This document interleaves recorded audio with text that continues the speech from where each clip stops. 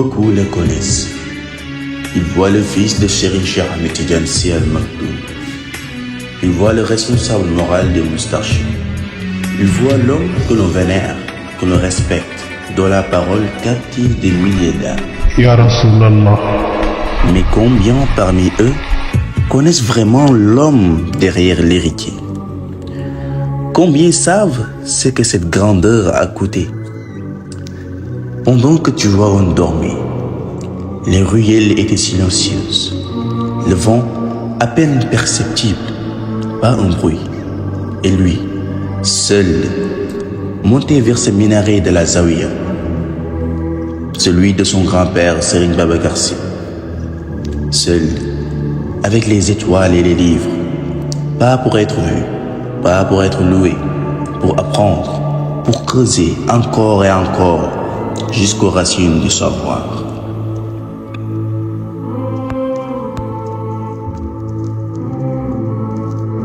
te li ci Maodo doon toléré kës néew fekku ci Sëriñ Babacar ndax lam leen doon wax ni bu ma Maodo jurul woon it ma doon li ma doon. Ce qui veut dire que dafa am loo xam ne nit ki moo koy liggéeyal boppam way jur du la ko may. waaw gis nga Seydina Cheikh bi mu gisee sama intérêt man lay soog a daw jëm si ci man. Il faut dire la vérité. ñi xam kër gi te xam lu xew li ma wax xam nañ ko. ndax dem naa bay am fanweeri at presque di soog a commencé di toog ak moom nii.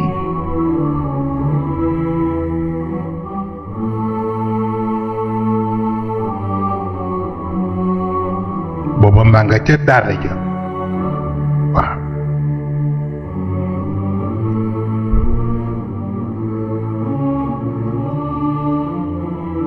moo tax bés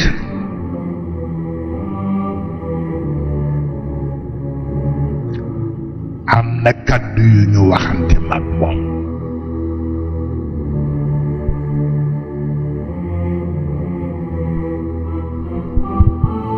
fekk moo am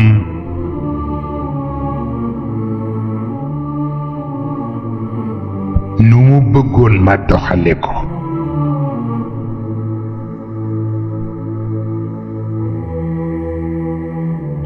ma ni ko nag du man nekk. ma ni ko bul fàtte ni man dong nga bàyyi woon foofa waaw.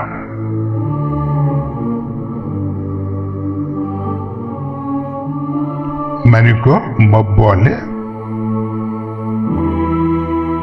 di sauver ak di sauvegarder.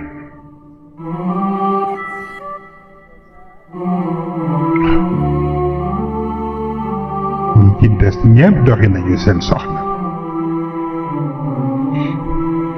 comme bàyyi nga ma fa may sauver di sauvegarder ba la ma ca jële ma jële ko fa di ko séddoote keneen du ma nekk.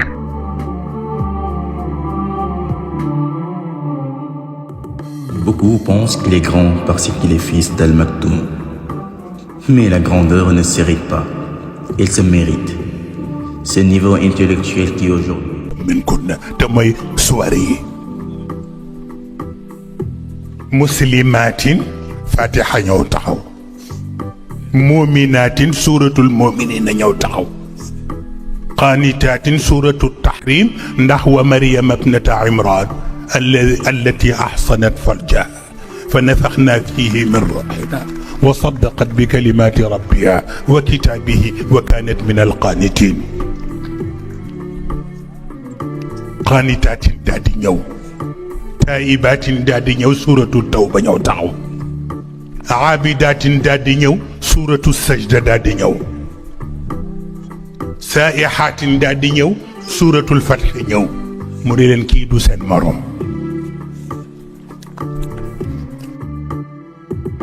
il l'a forgé dans le silence des nuits. Loin des regards, il a payé le prix. Chaque heure volée au sommeil, chaque connaissance arrachée à l'obscurité. C'est ça, l'homme qu'il vénère aujourd'hui.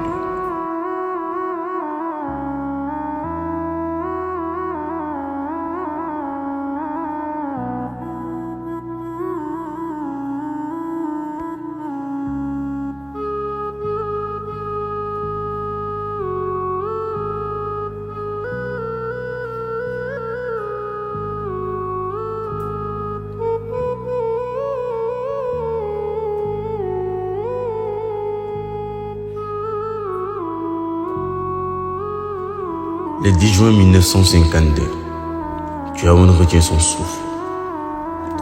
Dans la ville sainte de la Tijaniya sénégalaise, un enfant vient au monde dans l'arrivée, dit-on, fut aussi lumineuse que la naissance des sables de Mariam.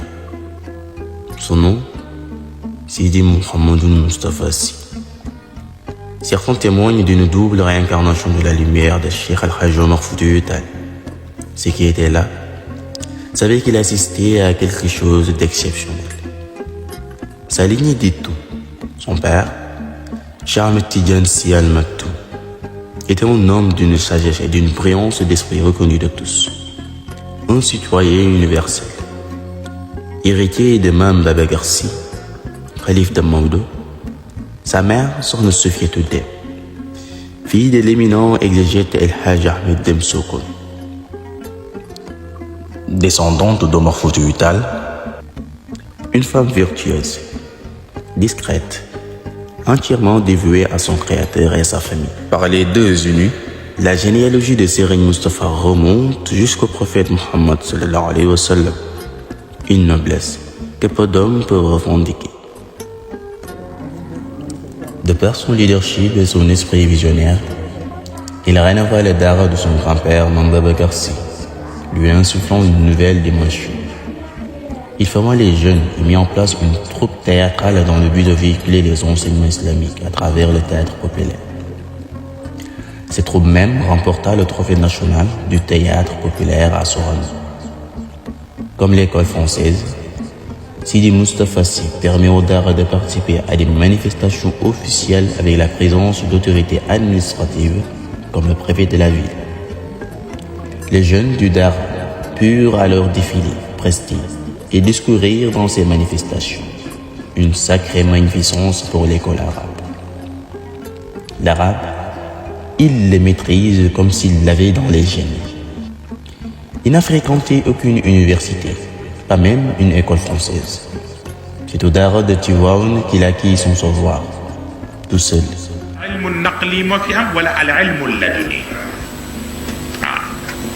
لا أبو يزيد البطامي وخني أخذتم علمكم عن علماء الرسوم ميتا عن ميت وأخذنا علمنا عن الحي الذي لا يموت وإنك لتلقى القرآن بنين أحيان من لدن حكيم عليم. Son amour pour la religion et ses connaissances sur la culture arabe lui permirent volontairement de jouer un rôle déterminant dans beaucoup de mouvements de jeunes et d'associations culturelles. Il s'agit entre autres de l'association sportive et culturelle des Arabisants, ASCA, du mouvement des jeunes des associations éducatives islamiques du Sénégal, affilié à la Fédération des associations islamiques du Sénégal. Autodidacte, il manie très bien la langue de Molière et parfois même celle de Shakespeare.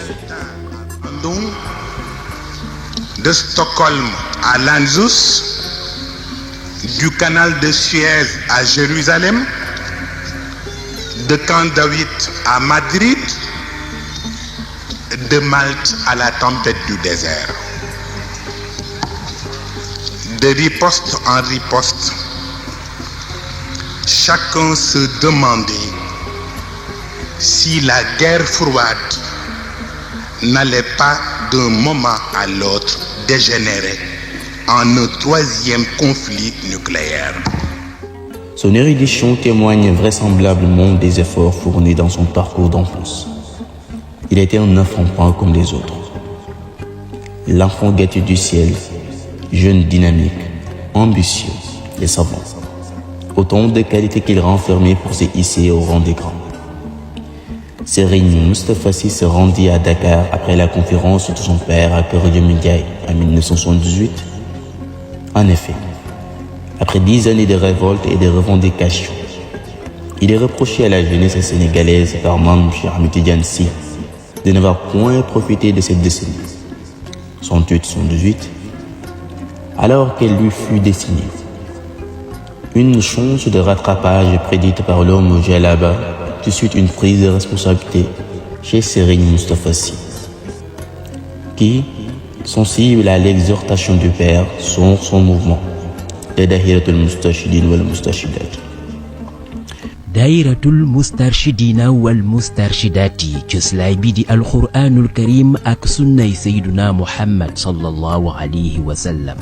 أعوذ بالله من الشيطان الرجيم فلولا نفر من كل فرقة منهم طائفة ليتفقهوا في الدين ولينذروا قومهم إذا رجعوا إليهم لعلهم يحذرون. Seyid Mouhamadinil Moustapha Sy, responsable moral déglu teg ci dégg kàdduy Maam Cheikh Ahmed Tidiane Sy yu mu yëkkati woon ca kër jëmb. sëriñ bi kër jëmb ren ji sunu kër jëmb la ñun al mustarshidina wal mustarshidaat. li tax mu nekk sunu kër jëmb yaa ñëw fii atam wax ni 1968 ba 1978 yàlla ndawi jamono la ko sédd. bu dee def nañ ci lu baax fa xayru, bu ñu ci deful lu baax nañu ko dabaatal ak fukki ati liggéey. ba nga waxee wax bi xaaruñu nga ni Serigne Mansour jógal def nangam, xaaruñu nga ni Moustapha def leen nangam, ndax njaboot piir bu kilifaam junjee rek moo war a tàmbali. daayiratul mustarshidina wal mustarshidaati jubluwaay bi du lenn lu dul taxawu nit ñi rawatina ndaw ñi ngir ñu mat suñu boroom subhaanahu wa taala njaboot ci kaw suuf. al mustarshidin dafa nekk benn mouvement boo xam ni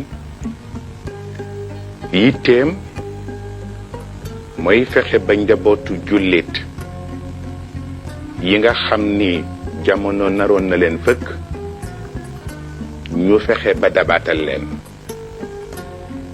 mu mel ni boo seetloo diggante 1968 ba 1978 ci àdduna bi yëpp jeunesse bi am nañu fi ay yëngu-yëngu rawatina itam ci wàllu diine ba tax na képp koo xam ni l'islam yitteel na la, aveniru l'islam yitteel na la, problème mu ndaw ñooñu doon nga ci xalaat. waaye itam li wolof di wax ndimbal ba gis na ci fekk loxal boroom. kon nag ndaw ñi ci seen bopp rawatina ñi ci féetewoo l'islam war nañu taxaw taxawaay bu wane ni ñoom itam mbir moomu seen mbir la. te it damay faral di wax ni bépp njaboot boo xam ni da nga bàyyi ko ci ñi yàlla màggal fii ci réew mi, ku mel ni Cheikh Al Hadj Malick Sy, ku mel ni Serigne Touba, ku mel ni Imaamu Laay ak ñi mel ni ñoom ci réew mi, ku bàyyi ko ci ñooñu ñaar war na la. bu jëkk bi mooy fépp fu njariñ nekk pour doomu aadama te muy njariñu àdduna di njariñu àllaaxira war nga fexe ba jàppandal leen njariñ boobule. bu ñaareel bi mooy fépp foo xam ne yàqu-yàqu am na fa nga fexe ba yàqu-yàqu boobu nga jàng ko. mu mel ni ñaar yooyu nag moo motivé liggéey bi nga xam ne moom la ñu tàmbali ci Moustarchidine et ñu créé ko en 1973 waaye en 1978 nag ba 88 muy fukki at yoo xam ni dañu ci laxasu rek pour fii ci Sénégal ñu dimbale ndaw ñi ñu vivre nag l'islam boo xam ni dafay tolloo ak ñoom. xaleel du jóg di daanu di sonn ci yow fukki at yàlla nga di ko weddi kenn sañu ko. yéenay doom yi yéenay jarbaat yi yéenay sët yi duñu leen weddi mukk ndax sañunu ko. sëñ Babacar ni woon man kat bëgguma ndugul bëgguma naat toor bii rek laa bëgg. Du cadre familial vers une sphère plus grande, les Dahiratul Moustarchidine wal Moustarchidat, créés en 1973 dans la cour de Mame Babacar Sy à Tivaouane, étaient composés à ses débuts des petits-fils de ce dernier, encadrés par Serigne Moustapha Sy et son frère Serigne Mansour. Ils menaient des activités éducatives auxquelles ils conviaient leurs congénères. À partir de 1978, Serigne Moustapha Sy définit les objectifs de son mouvement et effectua des tournées d'implantation dans plusieurs localités du Sénégal.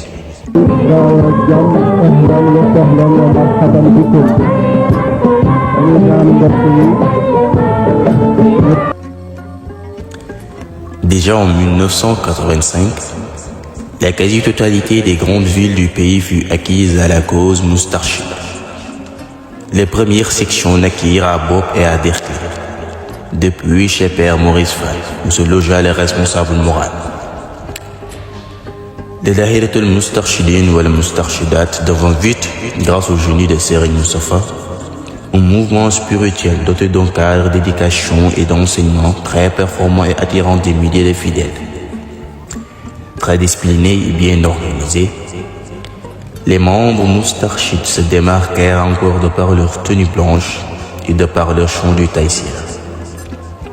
Serigne Moustapha œuvra à travers ce mouvement pour la réhabilitation des valeurs qui ont disparu dans la société, pour l'éveil de la masse juvénile qui rencontre de nouveaux défis à relever et pour l'édification d'un islam à l'image des saints de la religion. Le DMWM organisa des programmes à dimension internationale qui virent la participation des centaines de milliers de jeunes sympathisants et membres.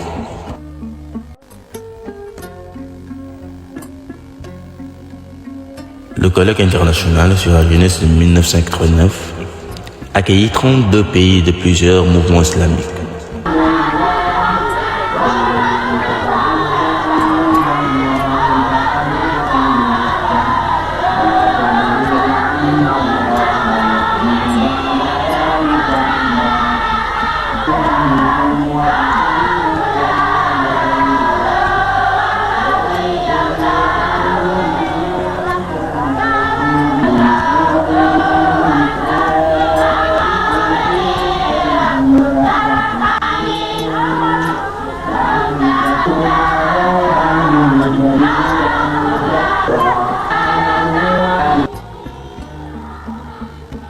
Sous la présence effective du président du Diouf,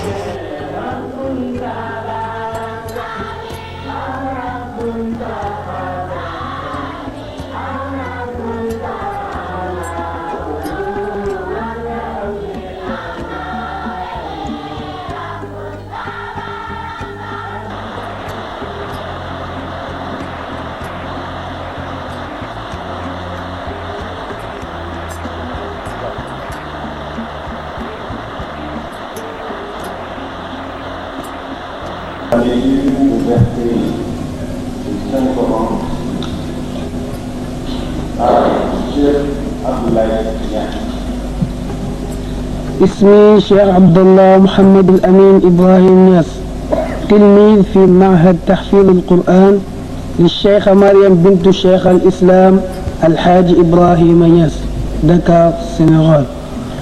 أعوذ بالله من الشيطان الرجيم. بسم الله الرحمن الرحيم. إنهم فتية آمنوا بربهم وزدناهم هدى وربطنا على قلوبهم إذ قاموا فقالوا ربنا رب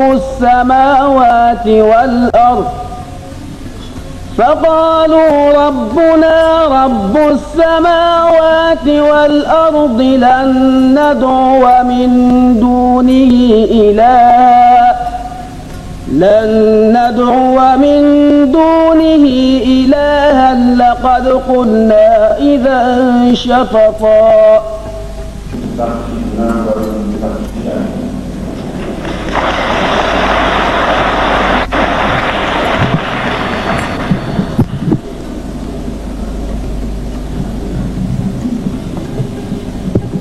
بسم الله الرحمن الرحيم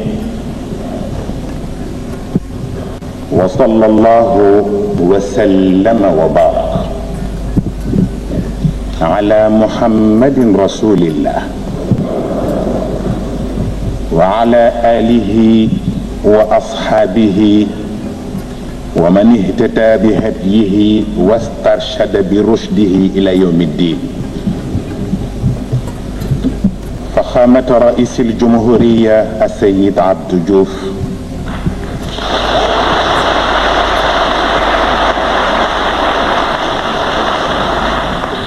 معالي الوزراء، سعادة السفراء، أعضاء السلك الدبلوماسي، أصحاب السماحة والفضيلة، أيها الوفود الكرام، السلام عليكم جميعا ورحمة الله تعالى وبركاته. باسمي وباسم جمعية المسترشدين يسعدني في هذه المناسبة الكبيرة أن أعبر لحضراتكم أحسن التحية وأجمل عبارات الشكر والتقدير،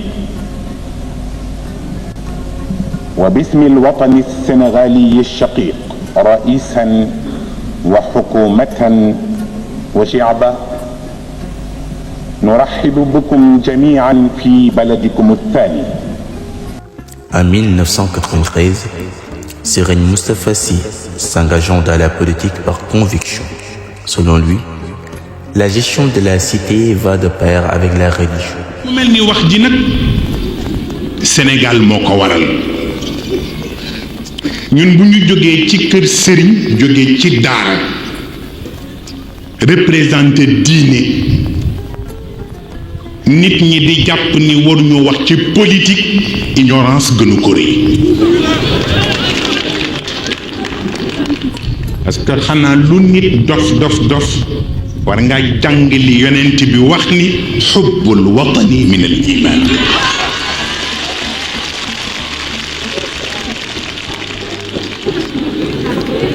te moo di bëgg sa réew amuloon ni nekkul ci yëkkati drapeau ba parce que wax naa ni drapeau siiwal na réew waaye fajul soxlaam kon nag réew ay góor piir ñoo koy fajal soxla. La classe politique sénégalaise n'a jamais cessé de remettre en question la participation des religieux au combat politique. Des religieux qui payent des impôts comme tout autre citoyen, qui payent l'électricité, l'eau et le téléphone. Au moment des suffrages, ils ne se présentent pas avec des Corans aux urnes, mais avec des cartes d'identité nationale et des cartes d'électeurs. S'ils vendent leur récolte, ils ne se dirigent pas à la mosquée, mais à la coopérative de l'État. Des religieux qui, malgré l'existence du droit islamique et des rites religieuses, doivent disposer d'un certificat de mariage délivré par la mairie et des pièces d'état civil pour eux et leurs enfants. Mais de quel droit et de quelle démocratie les politiques veulent exiger aux religieux de rester sur la touche quand il s'agit d'affaires publiques? Comme si la logique imposait aux religieux un rôle de second plan ou un rôle de subordination tout court. Mais ces politiques ignorent que les premiers citoyens du monde s'appellent Abraham, Moïse, Jésus et Mahomet. Ils ont été les premiers opposants qui ont assuré la défense des peuples opprimés par les anciens empires gréco-romains. C'est cette même mission qui revient aux religieux, mais pas à n'importe quel religieux. Parce que Seyid Cheikh Ahmed Tijani li ngeen di wax ni ku amul la la gënal am la fa sës te ñu wax ko ci tubaab ni si on n'a pas ce que l'on veut on se contente de ce que l'on a.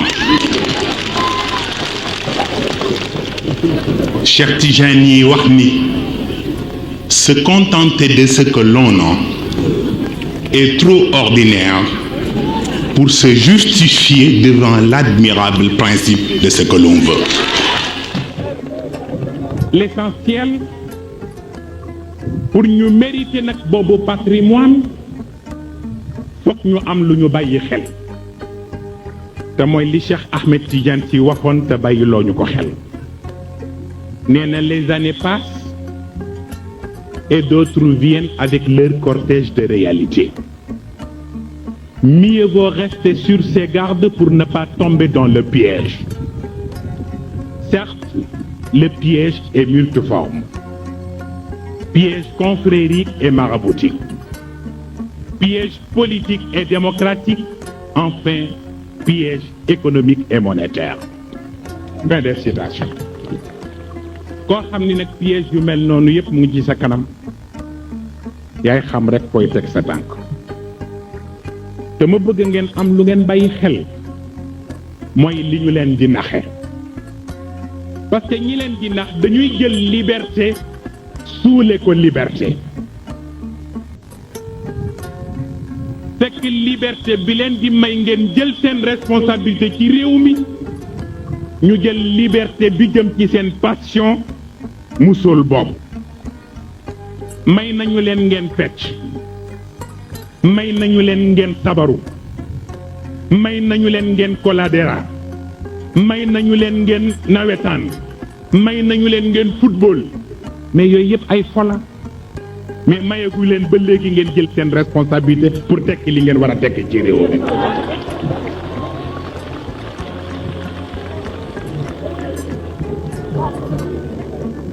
jël liberté nag tous les libertés da ngay seet liberté bi ñu la jox ak bi ñu la xañ ban moo ci ëpp njariñ pour yow bu ko defee kon nag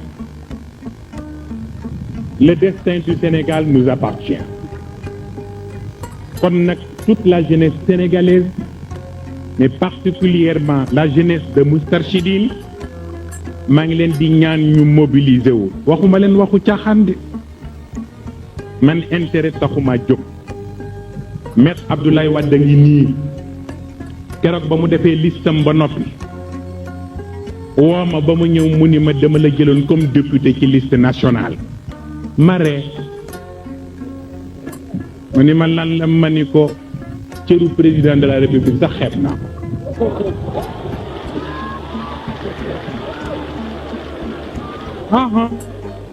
nekk njiit du farata moo tax xëccoo njiit du jaru ko kenn ku ne nga nekk ca kanam ak nga nekk ca gannaaw na yem pour yow l'essentiel mooy lépp luñ la yaakaaree rek nga bañ tas yaakaar ba waaw mu mel ni nag wolof am na lu muy wax loo gis ci sëy nuyu woon na ca ngoro ga mais dañ koo fayul yi nuyoo ci ngoro gi yan la dafa mel ni waxoon nañ leen ko yàgg na waaw fantasme idéologique yi prostitution politique yi du dëgg ak montage juridique yi waaw ak escroquerie morale yi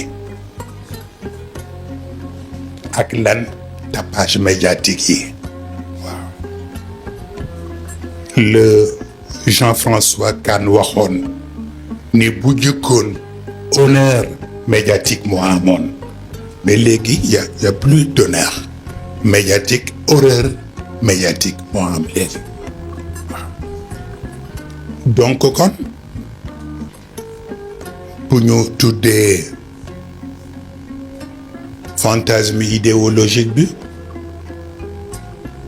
tudd prostitution politique bi tudd trucage économique tudd montage juridique tudd itam escroquerie morale mujj tapage médiatique bi ñu nuyoo ci ngoro gi te kenn fayu leen dem nañu ci sëy ba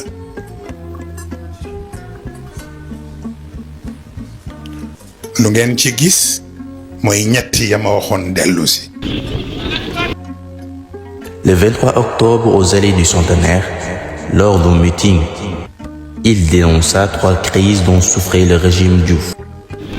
bu njëkk bi am nga crise d'autorité te mooy kilifa gu mënatul la joxe ndigal ndax amatul autorité bu mu ko joxe te ba ca yiis mooy ñu ko wër di ko joxe ndigal seen conviction tollowul ak degré responsabilité bu mu yanu kooku mooy crise bu njëkk bi mën na daaneel njiitu réew deuxième crise bi mooy crise de compétence te la jiitu ci crise de compétence moo di bëgg a defar réew te xamuloo ñan ñoo war a nekk sa interlocuteur ñetteelu crise bi mooy crise de confiance te mooy kilifa gu dem ba kenn wóolootu la loo tëral muy échec waaye ñetti crise yi kilifa gu boole ci réew kon nga sàkki pexe ci sa bopp.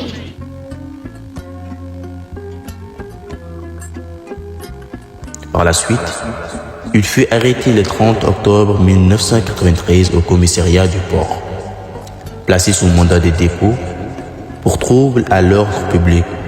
Il sera condamné le 14 janvier 1994 à 1 an de prison ferme avec une amende de 500 000 francs et la confiscation de son matériel de sonorisation.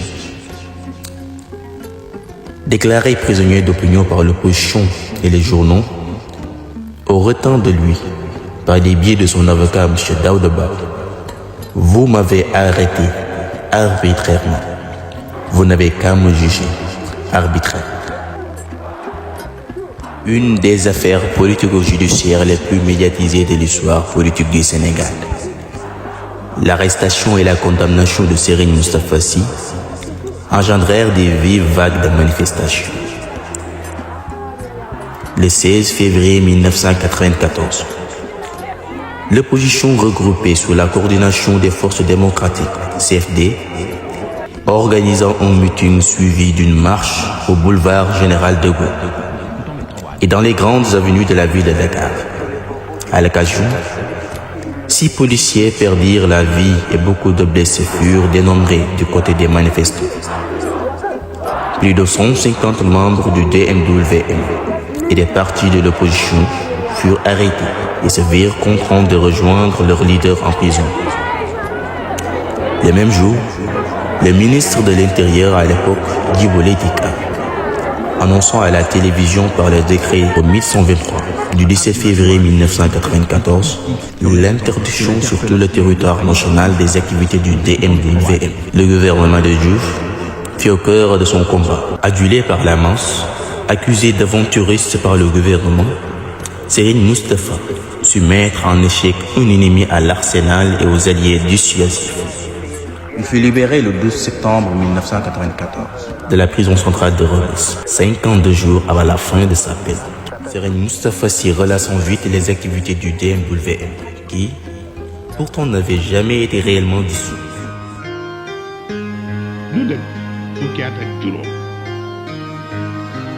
ورضني بالقضاء ربي مصبرني على بلائك يا رحمن يا الله ku ñaan yàlla loolu fukki at ak juróom bu dara ñëwee ci yow nga saalit rek nga weddi sa kilifa waaw moo tax bu suñu fit woyofoon sax barke baytu boobu dinañu téye kon nag ñu ngi koy sant yàlla sant ba bu ci ëpp doole mooy wóor gëm ñu wóor ni ba ñu génnee prison les prisons amatul benn importance waaw. La Renaissance. Bâtir après la tempête. Serigne Moustapha ne savoure pas sa liberté dans le repos. Il relance immédiatement les activités du Daïratul Moustarchidine wal Moustarchidati. En 1995, il crée les universités du Ramadan, un espace de savoir et de réflexion qu'il anime lui-même dans sa maison de Yoff, dispensant des cours magistraux pendant tout le mois de Ramadan. Le programme deviendra avec le temps le temple du savoir, accueillant les plus grands esprits du pays. Savants, religieux, professeurs, économistes, scientifiques, acteurs de développement et politiques.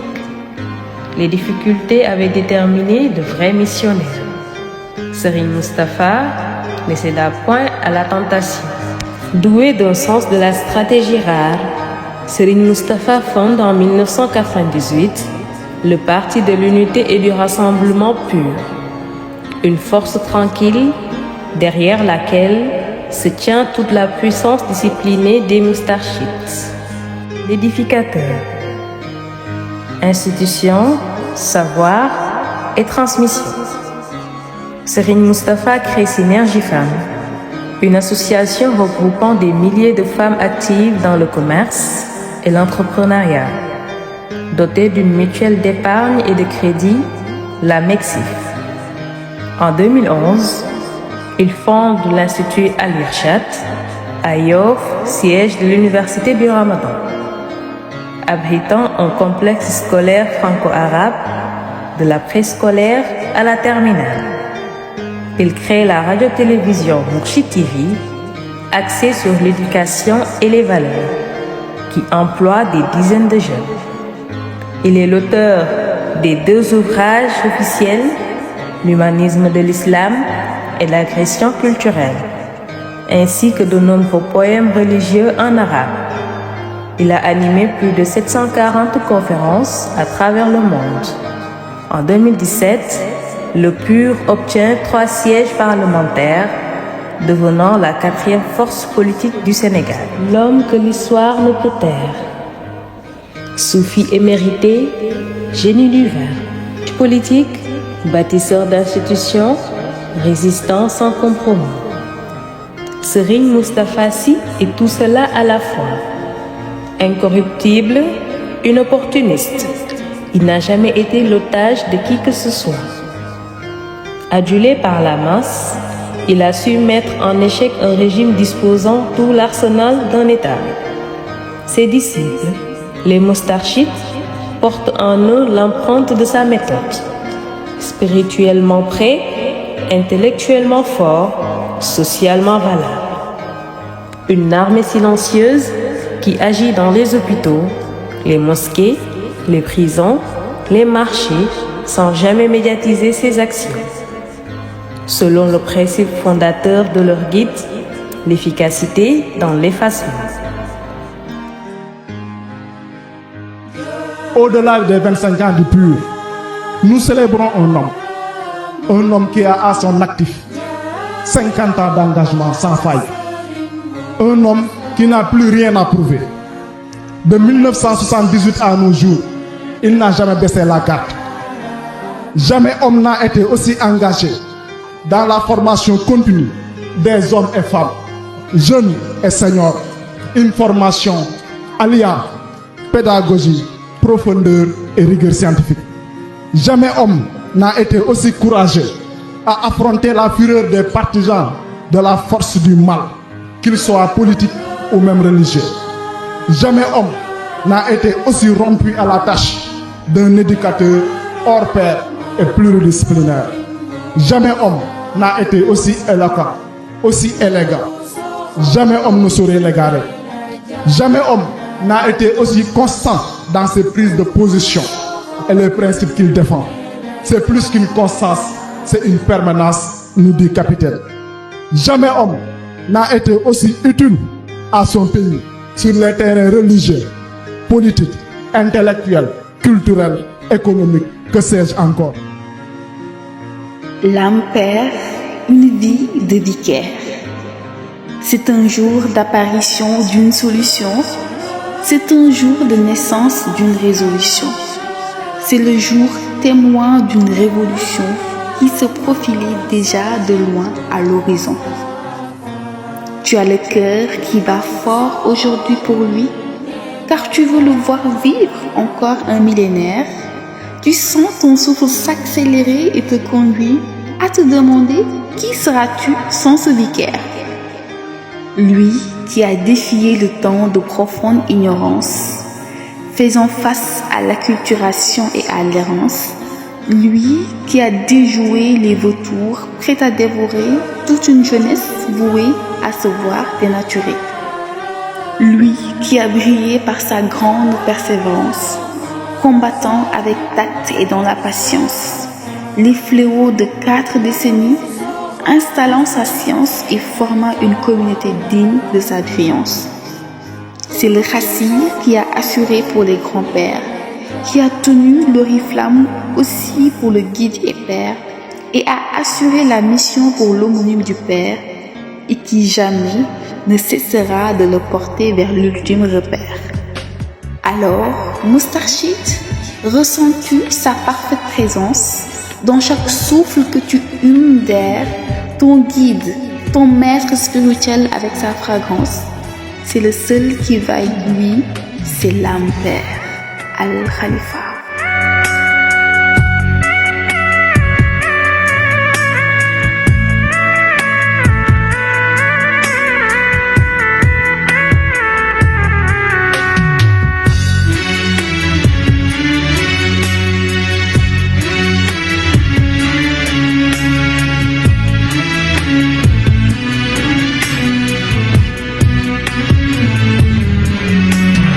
Moustapha mi mënoon toog kër maamam laaj addiye ñu jox ko toog fa ay taalibe maamam fekk ko fa teral ko sëñ Moustapha mi mënoon a toog Tiwaawan lu ko neex am sëñ Moustapha mi mënoon a toog Tiwaawan def comme ni doomu sëriñ yi di def moom mu gedd addiye gedd yëpp ñëw Dakar jënd boîte à musique jënd reggae Peter Tosh ak Bob Marley bu ngoonee mu taal ko teg ko ba mu sës di ñuy appâté ñun ñëpp ñuy toog tey di commission nationale ñëpp dañuy dem ci Serigne Moustapha musique moo ñu ko yóbboo bu ñu ñëwee ci moom di déglu musique bu ñu dégloo musique 30 minutes bu julli jotee moom mu génn jàpp ñëw julli suñu kanam di naxanteeg ñun dañuy laaj lu tax doo leen julli xanaa doo leen julli ñu ne ko wax kay muy naxanteeg ñun di waxtaan ak ñun ci yàlla ba mu jege bu taalee musique ñu ne ko Serigne nañu àggali fi ñu yemoon dem. sant yàlla ba ñu yàlla mayee kilifa goo xam ni jàngal nañu lii jàngal nañu leneen ak yeneen feneen ba ñu amee kilifa goo xam ba nga xamul moo la xamal ba nga mënul moo la defal ba nga baaxul moo la defal kon nag sant yàlla am na koo xam ni nit ñi delloo ko ñu kër saaga ko la ndax ki mu amal affaire du ñii nga xam ni dañuy xëy fii dee nekk poussière kenn dootu leen fàttali waaye koo xam ni fu mu toll yàlla nga koy bàyyi xel yàlla nga koy delloo ñu ko ndax li nga ko liggéeyal ci kaw suuf dañu sant yàlla ci moom ñu bañee chance ñu mën a fekkee ëttëg yi pour ñu mayee chance ñu mën a fekkee ku toll nii billaahi sama góor gi xam xoolal